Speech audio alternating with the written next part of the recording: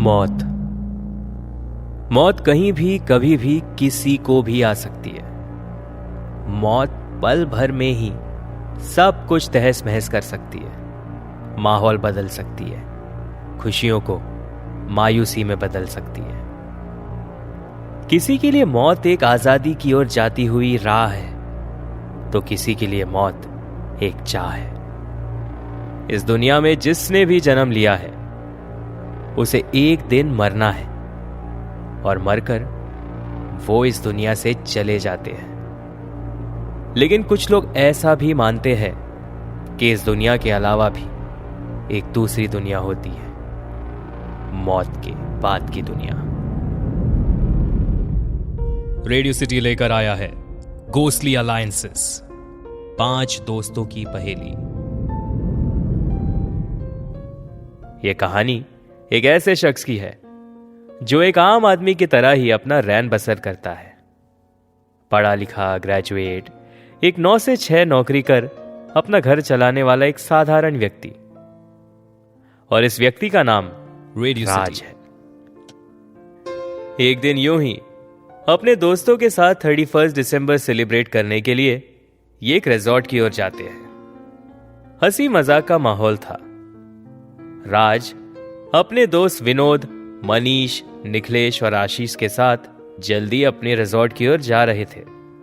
दरअसल हुआ यूं कि काफी दिनों से ये लोग 31 दिसंबर की प्लानिंग कर रहे थे। इनका प्लान ऑफिस से निकलकर 5 बजे मिलने का था, लेकिन ऑफिस से काम निपटाते हुए आशीष और मनीष को कुछ समय लग गया। इस बात को लेकर निखिलेश, विनोद और राज का मूड ऑफ हो चुका था, बिकॉज उन्होंने प्लान किया हुआ था कि एक सर्टेन टाइम तक वो लोग वहां पहुंचेंगे। लेकिन फॉर ऑब्वियस रीजंस मनीष और आशीष लेट हो जाते हैं, और जैसा कि होता है 31 दिसंबर की इवनिंग में रोड्स पर जैम लगा हुआ होता है, और इनके साथ भी कुछ वैसा ही हुआ। मनीष और आशीष करीब 7 बजे पहुंचे, और कुछ देर एक्सप्लेनेशन और ड्रामा करने के बाद वो लोग रिजॉर्ट की ओर निकल पड़े।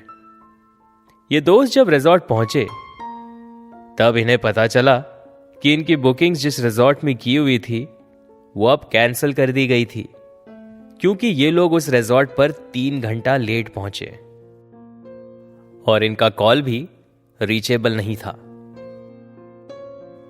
तो रिजॉर्ट ने उनकी बुकिंग कैंसिल कर किसी और को दे दी। लंबे बहस और नोकझोंक के बाद जब ये लोग रिजॉर्ट के बाहर गेट पर खड़े थे तो इन्हें एक शख्स ने वहां से कुछ 2 किलोमीटर दूर एक और रिजॉर्ट का एड्रेस बताया। वहां पहुंचने पर उन्होंने रिजॉर्ट का नाम पढ़ा, बंदीगढ़। ये रिजॉर्ट कोंकण के आउटस्कर्ट से लगा हुआ इको फ्रेंडली एनवायरनमेंट के बीच एक हरे भरे एकांत, या फिर यूं कहे कि एक सुनसान जगह पर स्थित था। एक विंटेज बंगलो जिसे अब रिजॉर्ट में बदल दिया गया था। यह जगह काफी कूल है, मनीष ने कहा।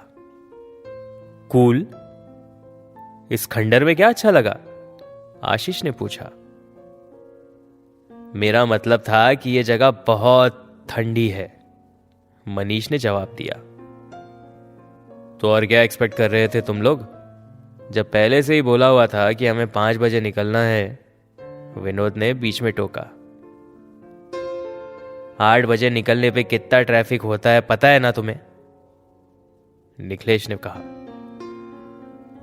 मनीष ने जवाब देते हुए कहा, मैं कौन सा जानबूझकर लेट आया, लास्ट मोमेंट पे एक अर्जेंट मीटिंग थी यार।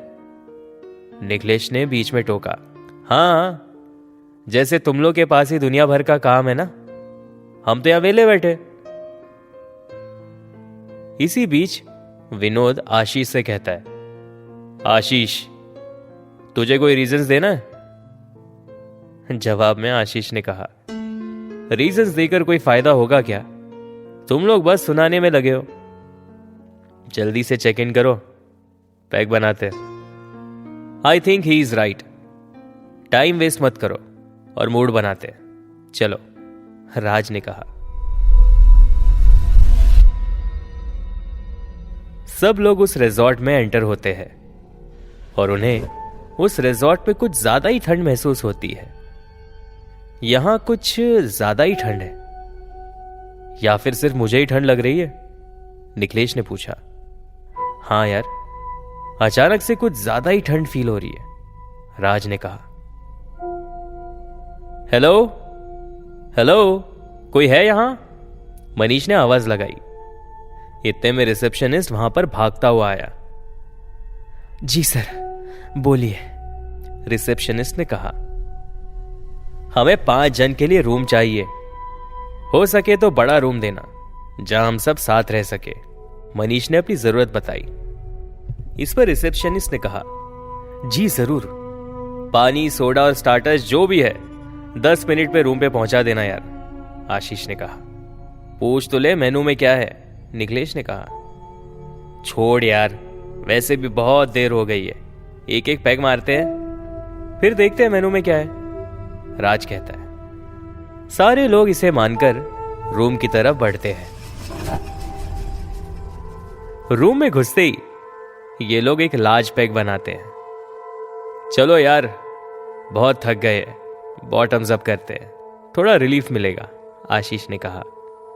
इस पर मनीष ने हामी भरते हुए कहा, हाँ हाँ चलो, बाद में डिसाइड करते हैं कि खाना क्या ऑर्डर करेंगे।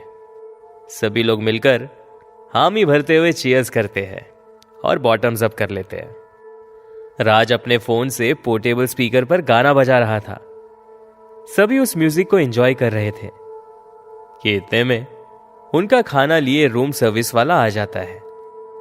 ये लीजिए सर, सर्विस बॉय ने कहते हुए खाने की प्लेट टेबल पर रख दी। इतने में आशीष का फोन हाथ से नीचे गिर जाता है। वो झुककर अपना मोबाइल उठाता है तो उसे बेड के नीचे कुछ दिखाई देता है। फोन की लाइट चालू होने की वजह से उसकी नजर बेड के नीचे रखी हुई किसी चीज पर जाती है। ये देखो, लूडो, चलो लूडो खेलते, आ जाओ, आशीष ने कहा। अबे जा ना, तुझे अभी लूडो खेलना है, निखिलेश ने कहा। इतने में मनीष उसे देखकर कहता है, कुछ अजीब सा है ये लूडो। विनोद जवाब देते हुए कहता है, अरे वो ये लूडो नहीं है, ये वो है जिससे भूतों को बुलाते, क्या बोलते यार इसको, राज ने कहा। प्लानचेट। एग्जैक्टली, ये प्लानचेट है, हॉन्टेड मूवीज में देखा होगा, इसी के जरिए वो लोग आत्माओं से कम्युनिकेट करते हैं, विनोद ने कहा। अरे भेंडी, तुझे कहां से मिला, आशीष ने जवाब दिया। अरे मेरा फोन नीचे गिरा था ना, उठाने के लिए नीचे झुका तो मुझे ये मिल गया। अचानक से दरवाजे पर दस्तक होती है। दरवाजा खोला तो वो सर्विस बॉय था।